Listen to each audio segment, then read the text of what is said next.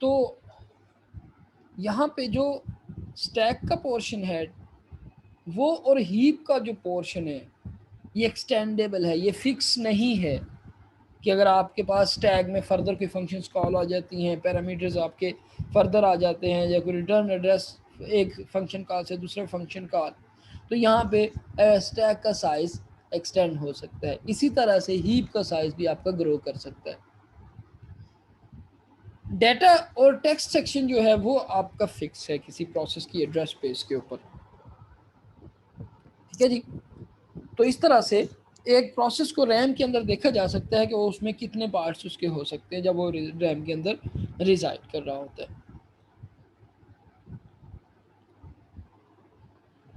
यहाँ इस डायग्राम में थोड़ा डिटेल के साथ दिखाया गया है, एक प्रोग्राम पूरा लिखा गया है, उस प्रोग्राम को आपको रैम के ऊपर एड्रेस स्पेस से दिखाया गया है कि इस प्रोग्राम का कौन सा वाला पोर्शन कौन से वाली एड्रेस स्पेस के अंदर होगा।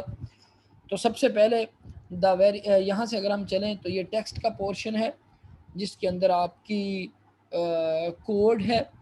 अब जो डाटा का पोर्शन है, suppose index is equal to, ये अनइनिशियलाइज्ड डेटा है।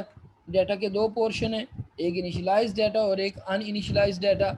जो अनइनिशियलाइज्ड वेरिएबल है वो अनइनिशियलाइज्ड स्पेस में है, और जो इनिशियलाइज्ड डाटा है जैसे y इज इक्वल टू 15 है तो वो आपका इनिशियलाइज्ड पोर्शन में है। यहाँ पे कुछ आपके स्टैक को एक्सेस किए जा रहा है, पॉइंटर्स दिखाए गए हैं। तो ये आपके स्टैक वाली स्पेस पे, ये आपको मेमोरी एलोकेशन का जो फंक्शन है ये आपका हीप को पॉइंट कर रहा है कि ये वाला हीप वाले स्पेस में होगा। तो यहाँ पे ये वाले आर्गूमेंट्स जो हैं ARGC जो मेन के आर्गूमेंट्स हैं वो आपके सबसे टॉप पे हाई मेमोरी के अंदर हैं। अगर हम इस वाली डायग्राम को देखें तो यहाँ से आपको पूरी की पूरी एड्रेस स्पेस की मैपिंग दिखाई गई कि एक प्रोग्राम को मैप करके दिखाया गया कि किस तरह से वो उसके जो डाटा सेक्शन है, हीप सेक्शन है, स्टैक सेक्शन है, आर्गूमेंट के सेक्शन है, अनइनिशियलाइज डाटा और इनिशियलाइज डाटा को सेपरेट किस तरह से किया गया है। तो पूरे के पूरे प्रोग्राम को एक रैम की स्पेस के अंदर मैप करके दिखाया गया है। प्रोग्राम जब प्रोसेस बनता है, डेफिनेटली एक प्रोसेस जब डिस्क ड्राइव से रैम की तरफ जाता है और एग्जीक्यूशन की तरफ जाता है तो वो डिफरेंट स्टेट्स से होके गुजरता है। ये स्टेट्स उसकी एग्जीक्यूशन के दौरान डिफरेंट स्टेप्स हैं। माइट भी एक प्रोसेस एक से इन स्टेट्स में एक से ज़्यादा दफ़ा आए, वो रोटेट करता रहे एक स्टेट से दूसरी, फिर वापस फिर दूसरी स्टेट पे, इस तरह से रोटेट करता रहता है। तो नॉर्मली ये एक जेनेरिक आपको दिखाया गया है। स्टेट के नेम जो है वो डिफरेंट ऑपरेटिंग सिस्टम्स के अंदर डिफरेंट हो सकते हैं। एक जेनेरिक जो नेमिंग कन्वेंशन है यहाँ पे दिखाई जा रही है। तो सबसे पहले आपके पास आता है न्यू की state, the process is being created, program को कॉल किया गया है प्रोसेस एग्जीक्यूशन के लिए, और एक प्रोग्राम आपका प्रोसेस में कन्वर्ट होने जा रहा है। डेफिनेटली जब भी प्रोग्राम प्रोसेस में कन्वर्ट होगा तो उसके साथ PCB process control block attach होगा। हम आगे डिस्कस करते हैं इसको डिटेल के साथ कि PCB क्या चीज़ है। न्यू के बाद अगली स्टेट जो होती है उसकी रनिंग की होती है। दूसरी स्टेट रनिंग की स्टेट हो सकती है, उसके अलावा वेटिंग की स्टेट हो सकती है। Process is waiting for some event to occur, या अपनी बारी का इंतज़ार कर रहा है या किसी इवेंट का इंतज़ार कर रहा है। रेडी स्टेट वो है जिसमें असल में प्रोसेसेस जो जिन्होंने अब इसके पास नेक्स्ट स्टेप उनका प्रोसेसर के पास जाने वाला रह जाता है तो उसको रेडी स्टेट कहते हैं। Terminated state, the process has finish the execution, process ने अपनी एग्जीक्यूशन कंप्लीट कर लिया और उसको बाहर निकाला गया या उसको अवॉइड करके बाहर निकाला गया इन स्टेट्स की कंपटीशन से, तो उसको हम टर्मिनेटेड स्टेट्स कहते हैं। इस डायग्राम के अंदर बड़ी डिटेल के साथ आपको समझ में आएगी बात कि किस तरह से प्रोसेस एक स्टेट से दूसरी स्टेट में स्विच करता है और किस तरह से एक प्रोसेस एक स्टेट में एक से ज़्यादा दफ़ा आ सकता है। तो हार्ड डिस्क से या डिस्क ड्राइव से आपने किसी प्रोसेस को सपोज एग्जीक्यूट किया, अब वो प्रोसेस क्रिएट होने जा रहा है तो इट वुड ये आपकी किस में आ जाएगा, न्यू की स्टेट में आ जाएगा। न्यू स्टेट से मुराद के वहाँ पे एक नया प्रोसेस क्रिएट होने जा रहा है। यहाँ पे आपको एक क्यू मिलेगा, क्यू से मुराद यहाँ पे प्रोसेसेस की एक लाइन लगी हुई होगी, जहाँ पे जितने भी प्रोसेसेस जो कि आपके रैम के अंदर लोडेड होने जा रहे हैं या आपके एग्जीक्यूशन स्टेट में जा रहे हैं, वो इस क्यू के अंदर पाए जाएंगे। ठीक है जी, जो कि इस स्टेट के ऊपर आपको पड़ा होगा। अब यहाँ से जो प्रोसेस एडमिट हो जाता है एग्जीक्यूशन के लिए, वो पहले रेडी स्टेट में जाता है। ठीक है जी, न्यू से रेडी स्टेट में। यहाँ पे भी आपको एक, इस स्टेट में भी आपको एक क्यू मिलेगा, जिस क्यू के अंदर एक से ज़्यादा प्रोसेसेस लगे होंगे जो कि किसी पर्टिकुलर स्केजुलिंग के एल्गोरिदम को यूज़ करते हुए आगे रनिंग स्टेट में जाए। जो भी स्केजुलिंग का आपका क्राइटेरिया रखा गया है, उसको फॉलो करते हुए एक प्रोसेस रेडी से रनिंग स्टेट में जाता है। The running state is that state when a process is loaded into a processor, जब उस प्रोसेस के पैरामीटर्स को रजिस्टर्स में लोड कर दिया गया है, जब उस प्रोसेस को कंप्लीटली प्रोसेस को दे दिया गया है। एक कोर, किसी प्रोसेसर की एक कोर में एक के पास एक वक्त में एक प्रोसेस हो सकता है, तो यहाँ पे रनिंग स्टेट में एक ही प्रोसेस होगा।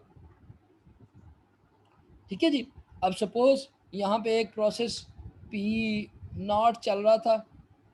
ठीक है जी, पीछे से कोई एक और प्रोसेस आया है, वो रेडी स्टेट में, वो सपोज P1 आया, कोई इंटरप्ट आई है, जैसे हमने इंटरप्ट पढ़ी पिछले लेक्चर्स के अंदर, किसी हार्डवेयर की तरफ से इंटरप्ट आई है या किसी प्रोग्राम की तरफ से इंटरप्ट आई है, तो दिस इंटरप्ट नीड्स CPU, कि इसको फौरी CPU देना है, प्रोसेसर आपने देना है ताकि वो एग्जीक्यूट हो सके उसकी सर्विस, इंटरप्ट सर्विस।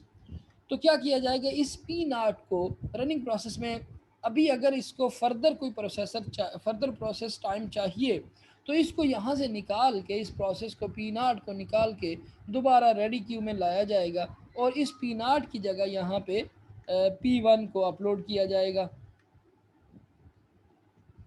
ठीक है जी, तो ये P0 जो पहले यहाँ पे चल रहा था, अब दोबारा वापस P1 के पास चला गया है, और सॉरी रेडी स्टेट में चला गया। जब दोबारा इसकी बारी आएगी, जो भी यहाँ पे स्केजुलिंग का क्राइटेरिया चल रहा है, वो हम बड़ी डिटेल के साथ स्केजुलिंग के एल्गोरिदम्स पढ़ेंगे, तो उसमें हम डिस्कस करेंगे। तो वो आपका जो भी स्केजुलिंग का क्राइटेरिया चल रहा है, उसके हिसाब से दोबारा जब उसकी बारी आएगी तो वो रनिंग स्टेट में आ जाएगी।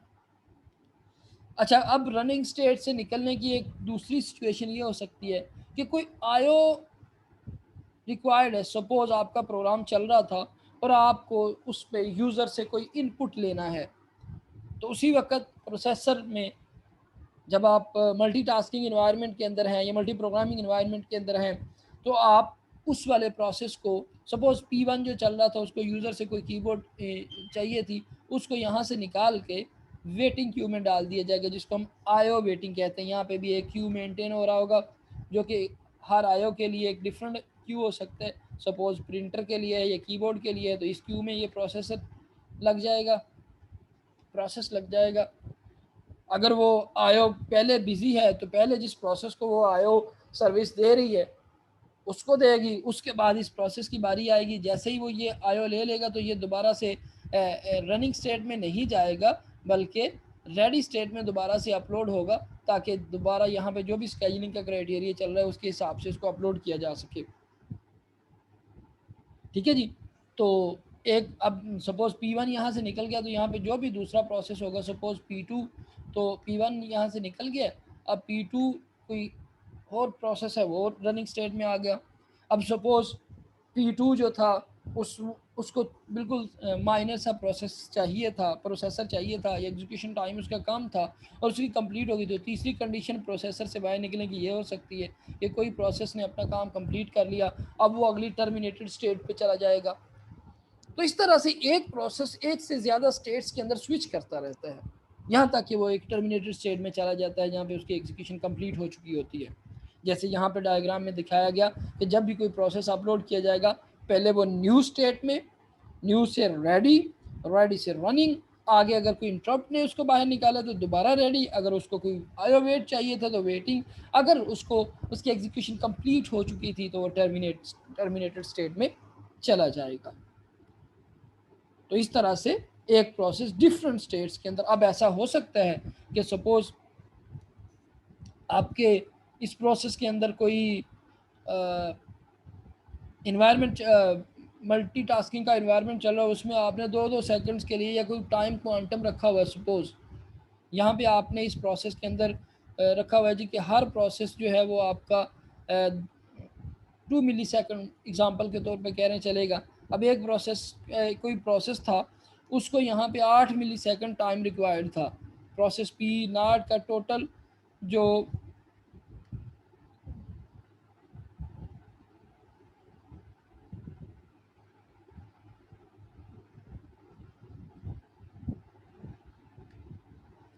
प्रोसेस पी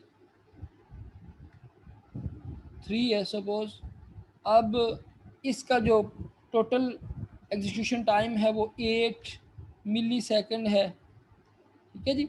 हमने यहाँ पे क्राइटेरिया रखा हुआ है कि जो भी प्रोसेस आएगा वो 2 मिली सेकंड का टाइम स्लाइस हम उसको देंगे, उसके बाद बाहर निकाल देंगे। मल्टीटास्किंग एनवायरनमेंट की हमने जब बात की थी तो उसमें हम डिस्कस किया ये चीज़। अब P3 जब 2 मिली सेकंड चलेगा तो वो यहाँ से इंटरप्ट होकर दोबारा रेडी क्यू में आ जाएगा और अपनी बारी का इंतज़ार करेगा। फिर अब उसकी टाइम एग्जीक्यूशन टाइम रह गया 6 मिली सेकंड। नेक्स्ट टाइम जब दोबारा अगले किसी और प्रोसेस की बारी आ जाएगी, जब उसकी बारी और निकलेगा तो यहाँ पे दोबारा P3 को अपलोड किया जाएगा। फिर P3 2 मिली सेकंड्स के लिए चलेगा और फिर बाहर निकाल दिया जाएगा। इस तरह से 4 दफ़ा P3 रनिंग से रेडी स्टेट से रनिंग स्टेट में आएगा और यहाँ तक कि अपनी एग्जीक्यूशन कंप्लीट करने के बाद टर्मिनेटेड स्टेट पे चला जाएगा। तो इस तरह से एक प्रोसेस एक से ज़्यादा टाइम्स किसी एक स्टेट की तरफ जा सकता है, एक स्टेट से बाहर आ सकता है।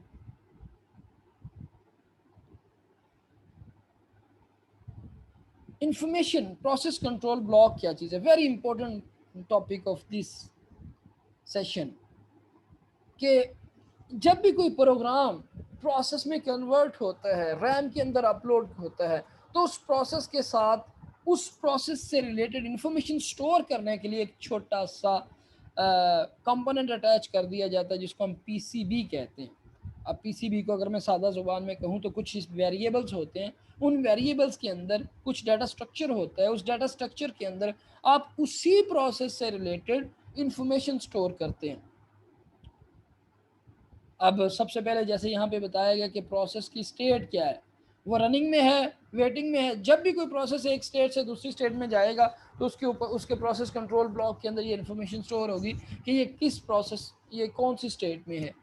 उसके बाद प्रोसेस नंबर, जब भी कोई प्रोग्राम आपका प्रोसेस में कन्वर्ट करता है होता है तो उसको एक आईडी नंबर असाइन कर दिया जाता है जिसको प्रोसेस आईडी कहते हैं, PID।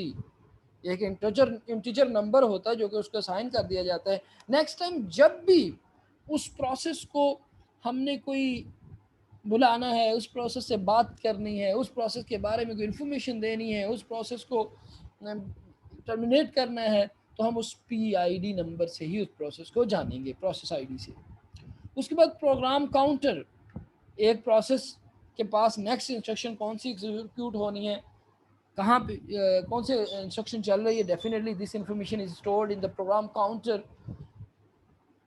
उसके बाद रजिस्टर्स, जब एक प्रोसेस प्रोसेसर में चल रहा होता है तो उसके रजिस्टर्स के अंदर इस प्रोसेस से रिलेटेड कुछ पैरामीटर्स, कुछ वैल्यूज़, कुछ स्टेट उसकी इंफॉर्मेशन स्टोर होती है। वो भी जब एक प्रोसेस को किसी स्टेट से बाहर निकाला जाएगा रनिंग स्टेट से, तो वो वाली भी आपकी सारी की सारी इंफॉर्मेशन सेव होती है कहाँ पे, प्रोसेस कंट्रोल ब्लॉक के अंदर, which is a component attached by the operating system with than process. Suppose ये एक प्रोसेस है जो कि आपका रैम के अंदर लोड हुआ है, तो इसके अंदर छोटा सा एक कंपोनेंट अटैच कर दिया जाता है जिसको हम कहते हैं PCB।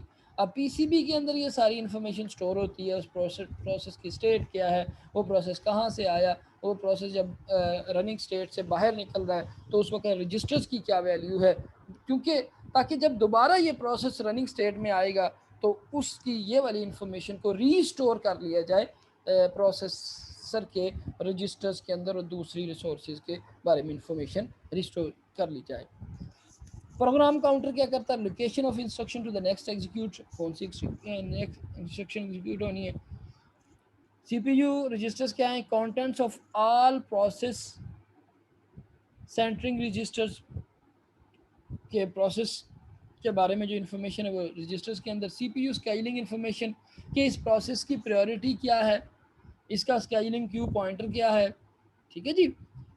कुछ स्केलिंग के एल्गोरिथम प्रायोरिटी के बेस पे चल रहे होते हैं कि हाईएस्ट प्रायोरिटी वाले प्रोसेस को पहले चलाना है, तो यहाँ पे वो वाली इन्फॉर्मेशन इस पीसीबी के अंदर हो सकती है, प्रोसेस कंट्रोल ब्लॉक के अंदर। मेमोरी मैनेजमेंट इन्फॉर्मेशन, इस प्रोसेस को कौन सी मेमोरी, कितनी मेमोरी एलोकेट की गई है, कितनी मेमोरी ले सकता है। अकाउंटिंग की इन्फॉर्मेशन में प्रोसेस कंट्रोल ब्लॉक के अंदर हो सकती है। CPU used, clock time, elapsed time since start, जब से ये शुरू हुआ है तब से कितना टाइम आपका स्पेंड हो चुका है, टाइम लिमिट्स क्या है। IO status information, IO devices allocated to process list of open files, कि कितनी फाइल्स लिस्ट, कितनी ऐसी फाइल्स हैं जो कि जिनको प्रोसेस एक्सेस कर रहा है। अब अगर इस डायग्राम के अंदर हम थोड़ा सा प्रोसेस कंट्रोल ब्लॉक को मैं आप लोगों को समझा सकूं।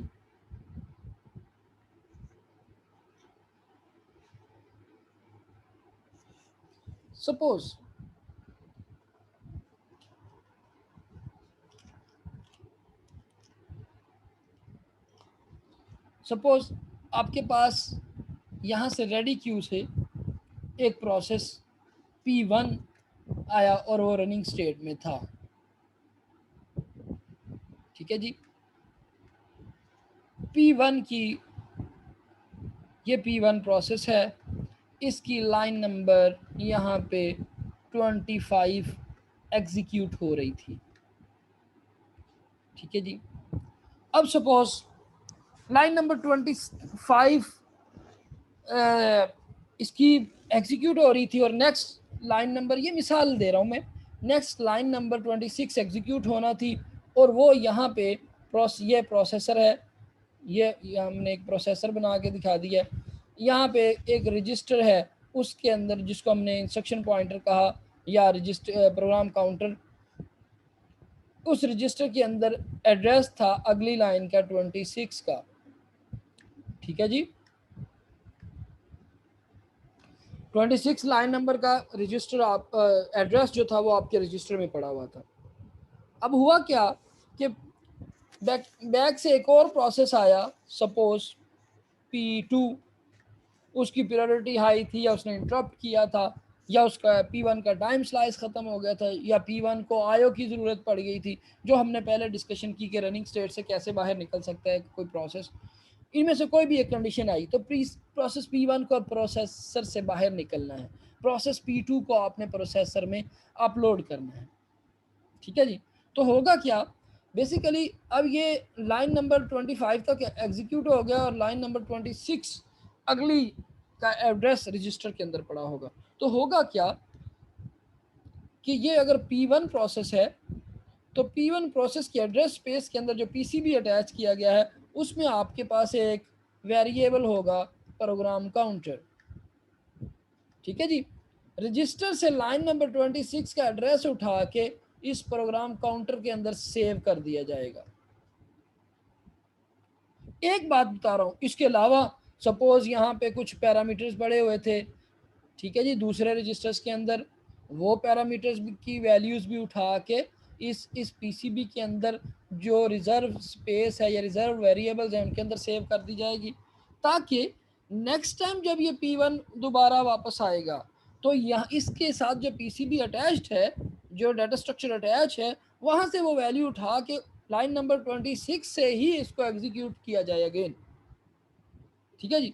उसके बाद जब P2 को आपने, अब P1 को आपने सपोज इंटरप्ट करके बाहर निकाल दिया, तो P2 यहाँ से निकल गया। P1 आपने P2 को अपलोड करना है। अब होगा क्या कि P2 के अंदर सपोज P2 पहले चला था या P2 के लाइन नंबर 1 एग्जीक्यूट होनी है, तो P2 का भी एक प्रोसेस, जैसे ये P2 है तो इसका भी एक कंट्रोल ब्लॉक होगा, पीसीबी कंट्रोल ब्लॉक होगा जिसमें एक प्रोग्राम काउंटर होगा। ठीक है जी। अब इस प्रोग्राम काउंटर के अंदर वैल्यू पड़ी होगी जो कि नेक्स्ट लाइन नंबर एग्जीक्यूट होनी है P2 की। अब सपोज वो लाइन नंबर इसकी 30 नेक्स्ट एग्जीक्यूट होनी थी, मिसाल दे रहे हैं, ठीक है। जब P2 को रनिंग स्टेट में प्रोसेस के अंदर, प्रोसेसर के अंदर अपलोड किया जाएगा, तो क्या होगा कि ये आपका प्रोग्राम काउंटर की वैल्यू यहाँ से उठा के रजिस्टर के अंदर सेव कर दी जाएगी। पहले वाली की वैल्यू को हमने स्टोर कर लिया, रिजर्व कर लिया, ताकि नेक्स्ट टाइम जब आए तो इसको एग्जीक्यूट के। और दूसरा जो प्रोसेसर आ रहा था उसके पीसीबी के अंदर जो इन्फॉर्मेशन पड़ी हुई थी प्रोग्राम काउंटर की, जैसे मैंने मिसाल दी कि नेक्स्ट लाइन का अगर एड्रेस पड़ा हुआ है तो वो उस एड्रेस को उठा के रजिस्टर में अपलोड कर देगा। इसके अलावा दूसरे जो वेरिएबल्स पड़े हुए हैं या जो उसके रिलेटेड इन्फॉर्मेशन उसके वेरिएबल्स में पड़ी हुई है, वो वहाँ से उठा के रेलेवेंट रजिस्टर्स के अंदर अपलोड कर दी जाएगी। अब जब रनिंग स्टेट में P2 होगा तो इन रजिस्टर्स के अंदर आपकी P2 के सारे पैरामीटर्स पड़े होंगे। P1 के हमने निकाल दिए, निकालने से पहले P1 के साथ जो पीसीबी अटैच था उसके अंदर जो वेरिएबल्स थे, उस डाटा स्ट्रक्चर जो था उसके अंदर हमने यहाँ से सारी वैल्यूज उठा के यहाँ पे रख दी। इट मीन्स कि जब हम एक स्टेट से दूसरी स्टेट में जा रहे हैं तो पहले हम उस प्रोसेस की सारी जो इन्फॉर्मेशन है उसको रिजर्व कर रहे हैं कहीं पे, ताकि अब दोबारा जब सपोज P2 एग्जीक्यूट करने के बाद P1 की दोबारा जब बारी आएगी यहाँ पे, तो ये वाली सारी की सारी इन्फॉर्मेशन यहाँ से उठा के रजिस्टर्स के अंदर अपलोड कर दी जाएगी। ठीक है जी। तो इस तरह से जब कोई प्रोसेस एक रनिंग स्टेट से बाहर निकलता है तो उसकी सारी की इन्फॉर्मेशन को सेव किया जाता है, उसके बाद रिस्टोर किया जाता है और लोड किया जाता है। थ्रेड क्या चीज़ है? अभी तक की हमने जितनी डिस्कशन की उसमें हम ये कंसिडर कर रहे थे कि आपका जो एक प्रोसेस है वो सिंगल थ्रेडेड प्रोसेस है। अगर एक सिंगल प्रोसेसर है, सिंगल कोर है, तो डेफिनेटली आपका एक ही थ्रेड एक कोर पे चल सकता है, तो आपका प्रोसेस भी सिंगल थ्रेडेड होगा। लेकिन अगर सपोज आपके पास प्रोसेस के अंदर, प्रोसेसर के अंदर कोर्स एक से ज़्यादा हैं, जैसे यहाँ पे मैंने दिखाया 2 कोर्स हैं, तो आपका ये जो एक प्रोसेस है, सपोज ये P1 प्रोसेस है, तो ये 2 थ्रेड्स में कन्वर्ट हो सकता है। एक थ्रेड इसके ऊपर एग्जीक्यूट हो और एक थ्रेड इसके ऊपर एग्जीक्यूट हो। अब इसकी मिसाल 2 थ्रेड्स से क्या मुराद कि आपकी 2 किस्म की सर्विसेज चाहिए। जैसे हमने पहले वर्ड प्रोसेसर की बात की कि आप एक चला रहे हैं, कोई वर्ड की आपने फ़ाइल खोली हुई है एमएस वर्ड की, तो उसमें आप टाइपिंग भी कर रहे हैं और साथ में स्पेल चेकिंग का एक सर्विस भी चल रही है। अब स्पेल चेक की सर्विस आप डिफरेंट थ्रेड को दे सकते हैं, और टाइप करना और जो भी आप उस पर सपोज आप साथ में बोल्ड करते हैं, कलर चेंज करते हैं, ये वाली सर्विसेज आप दूसरे थ्रेड पे चला रहे हैं, क्योंकि दोनों काम बैक वक्त हो रहे हैं, तो ये आप डिफरेंट थ्रेड्स के ऊपर चला सकते हैं। Having multiple program counters per process, multiple locations can execute at once, multiple threads of control। तो आपके पास प्रोग्राम काउंटर अगर एक से ज़्यादा थ्रेड्स होंगे तो डेफिनेटली हर थ्रेड का अपना पीसी प्रोग्राम काउंटर होगा, हर थ्रेड की अपनी कुछ इन्फॉर्मेशन होगी। Multiple program counters in the PCB, हमने इसको डिटेल के साथ आगे अगले लेक्चर्स के अंदर डिस्कस किया हुआ है थ्रेड्स क्या होते हैं। अभी आप थ्रेड का कॉन्सेप्ट समझिए कि एक प्रोसेस को एक से ज़्यादा थ्रेड्स में डिवाइड कैसे किया जा सकता है।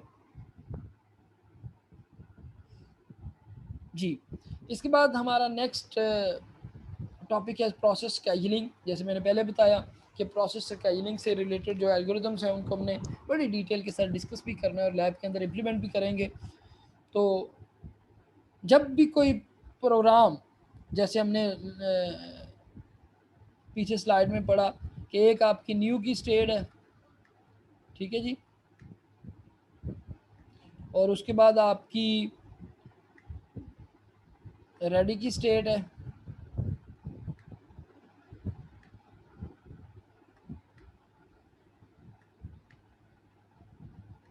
उसके बाद आपकी रनिंग की स्टेट है,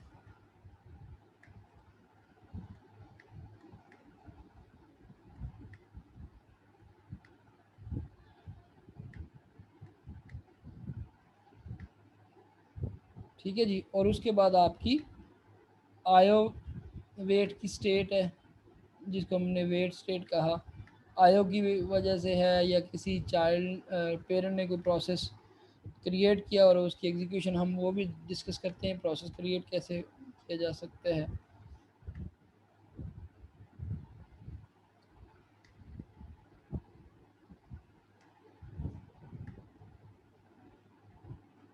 और इसके बाद रनिंग से आप जा सकते हैं टर्मिनेशन की स्टेट के ऊपर, कि आपका कोई, इसको मैं टी स्टेट कह देता हूँ, टर्मिनेटेड स्टेट। अब जब भी कोई प्रोसेस आपका न्यू की स्टेट से रेडी स्टेट में आता है, जैसे मैंने पहले कहा कि यहाँ पे एक क्यू मेंटेन हो रहा होता है, ठीक है, जिसके अंदर न्यू वाले सारे प्रोसेस पड़े होते हैं।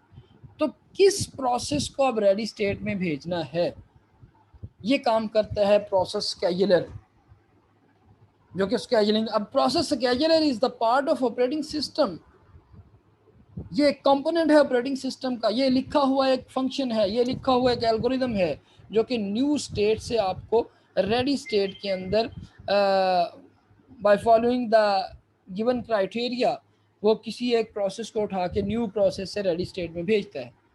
तो यहाँ पे एक ऑपरेटिंग सिस्टम का काम क्या है कि न्यू स्टेट से कौन सा प्रोसेस, सपोज यहाँ पे 4 प्रोसेस पड़े हुए हैं, P1 P2 P3 P4, ठीक है जी, चारों प्रोसेस में से किसको रेडी स्टेट में लेके जाना है, ये स्केड्यूलर काम करता है। अब स्केड्यूलर किस टेक्निक, सपोज ये इस टेक्निक पे काम कर रहा होगा कि जो सबसे छोटा प्रोसेस है उसको पहले भेज दो, शॉर्टेस्ट जॉब फर्स्ट, या फिर जिसकी हाई प्रायोरिटी है उसको भेज दो, ठीक है जी। तो वो टेक्निक्स हम डिटेल के साथ पढ़ेंगे, लेकिन स्केड्यूलर क्या है, तो यहाँ पे जो स्केड्यूलर चल रहा होगा, जैसे हमने पीछे भी बात की कि जब कोई रन रेडी स्टेट में आ जाता है प्रोसेस, तो वो हो सकता है एक से ज़्यादा टाइम रोटेट कर रहा हो। हमने एक एग्जांपल भी देखी कि वो रनिंग स्टेट में जाता है, फिर रेडी में, या वेट में, फिर रेडी में। तो यहाँ एक स्केड्यूलर यहाँ पे चल रहा होता है और एक स्केड्यूलर रेडी स्टेट से रनिंग पे चल रहा होता है, क्योंकि यहाँ पे भी एक क्यू मेंटेन हो रहा होगा कि कौन से प्रोसेस को रेडी से रनिंग में भेजना है। अब नॉर्मली यहाँ पे जो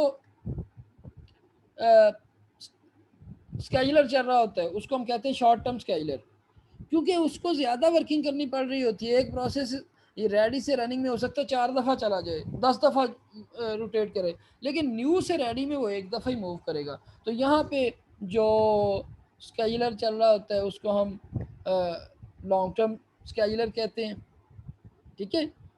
उसने एक दफ़ा जिस प्रोसेस को रेडी स्टेट में भेज दिया, अब उसकी दोबारा स्केड्यूलिंग नहीं वो करेगा, अब वो रेडी स्टेट के अंदर घूमता रहेगा यहाँ तक कि वो एग्जीक्यूट होकर टर्मिनेट स्टेट पे नहीं चला जाता, ठीक है जी।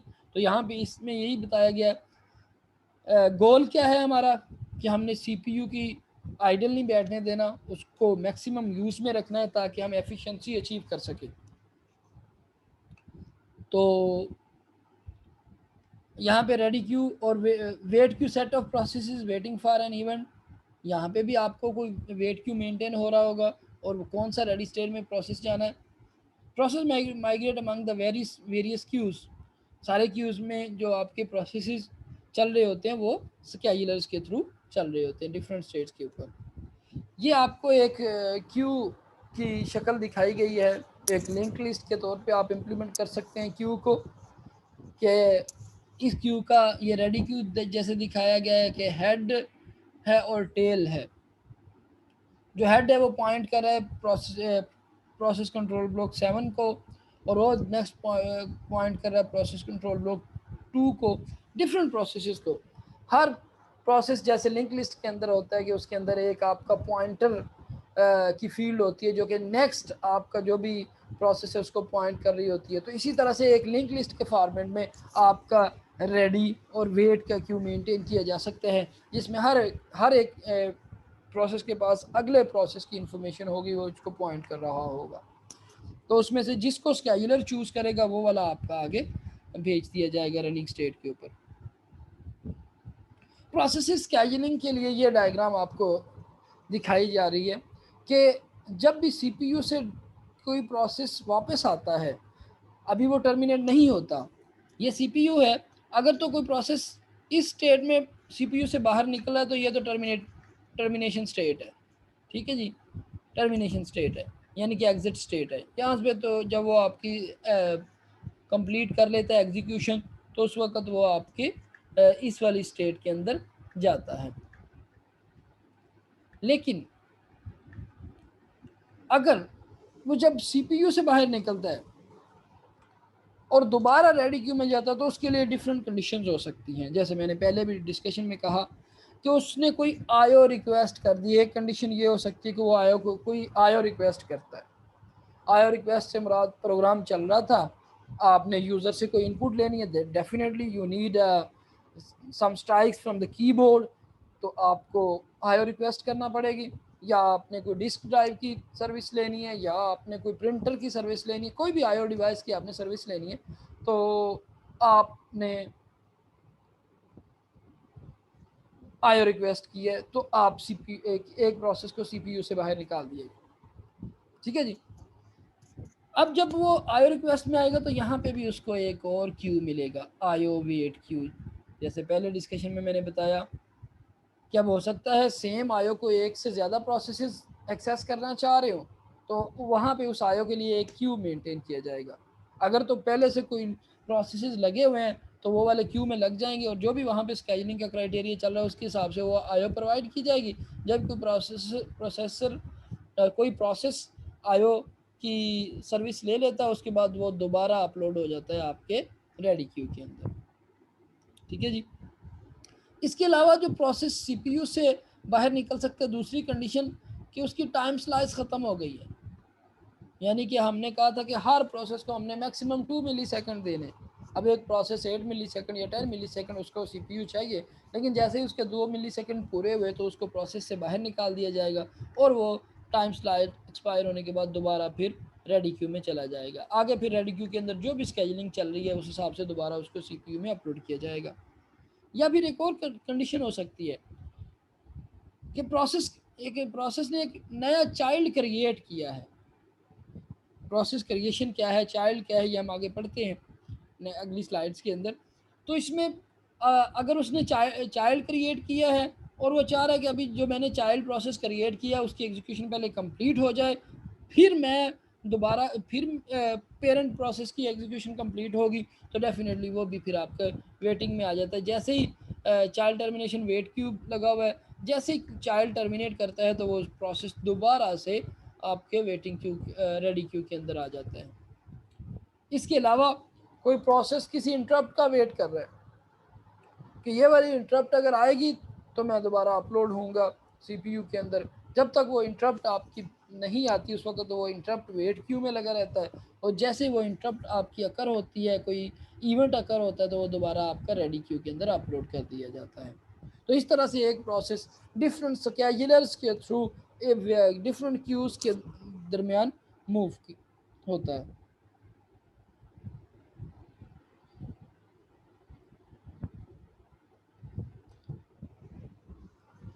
हम अभी तक जितना हमने स्टडी की, हमने कहा कि प्रोसेस को, किसी एक चलते प्रोसेस को इंटरप्ट करके प्रोसेसर से बाहर निकाला जा सकता है सीपीयू से, और नए प्रोसेस को एंटर कर दिया जाता है।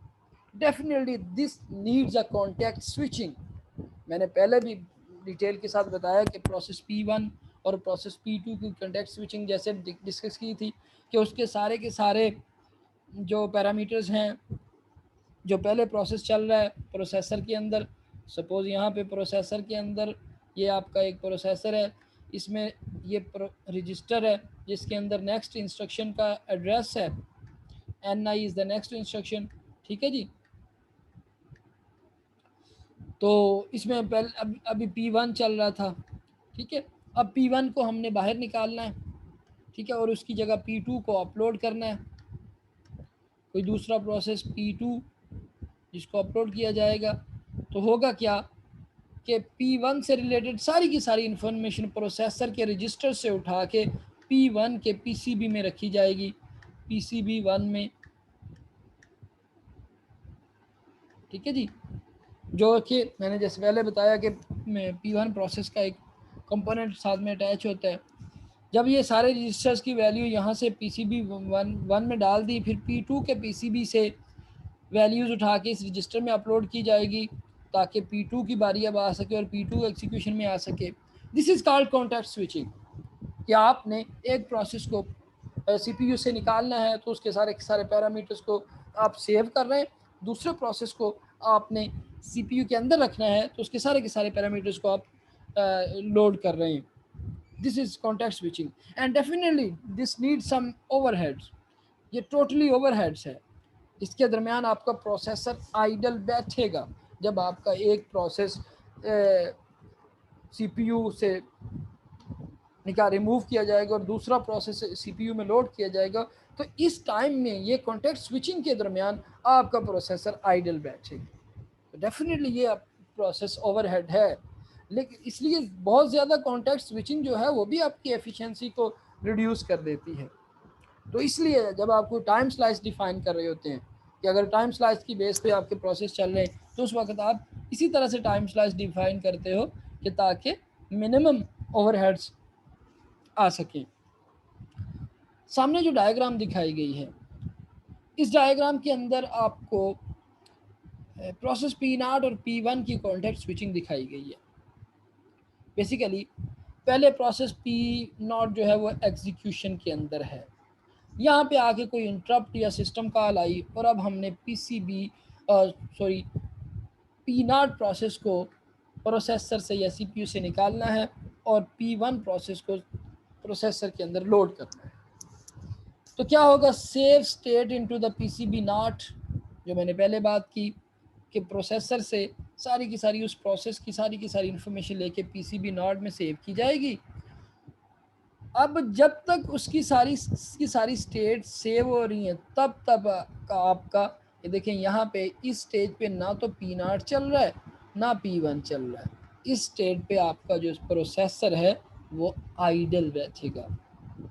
यहाँ तक कि आपने P0 की सारी इंफॉर्मेशन को PCB में स्टोर करना है और P1 के PCB से सारी की सारी इंफॉर्मेशन आपने लोड करनी है प्रोसेसर के अंदर. इतना जो टाइम है, इस टाइम पे P0 भी नहीं चल रहा और P1 भी नहीं चल रहा, तो हमने कहा this is the overhead time slice है जिसमें आपका प्रोसेसर कोई काम नहीं कर रहा, वो एक प्रोसेस को निकाल रहा है, दूसरे प्रोसेस को लोड कर रहा है. अच्छा जी, फिर P1 एग्जीक्यूट होना शुरू हो गया. यहाँ तक आपका प्रोसेसर काम कर रहा है, एग्जीक्यूट हुआ इस स्टेज तक, ठीक है जी. इसके बाद आप दोबारा PCB नॉट को अपलोड करना है. PCB1 की सारी स्टेट को सेव करना है. प्रोसेस 1 की स्टेट को प्रोसेसर के रजिस्टर से लेके PCB1 में सेव करना है और P0 जो हमने पहले यहाँ पे स्टेट सेव की थी उसको दोबारा प्रोसेसर के अंदर अपलोड करना है. तो डेफिनेटली ये वाला टाइम जो है, इस टाइम पे भी आपके दोनों प्रोसेसेस नहीं चल रहे और आपका प्रोसेसर जो है वह आइडल बैठा हुआ है और उसके बाद P0 जो है वह एग्जीक्यूशन स्टेट में आता है. तो ये जो आइडल टाइम है यानी कि जिसके अंदर आपका प्रोसेसर कोई काम नहीं कर रहा, दिस इज़ द ओवरहेड. ठीक है जी, ये आपका कॉन्टेक्स्ट स्विचिंग का ओवरहेड है. इसलिए जब भी आपने कॉन्टेक्स्ट स्विचिंग करवानी है तो इस चीज़ को मद्देनज़र रखना है कि आपका प्रोसेसर मिनिमम टाइम आइडल बैठे. वही जो हमने पहले डिस्कशन की, स्विच टू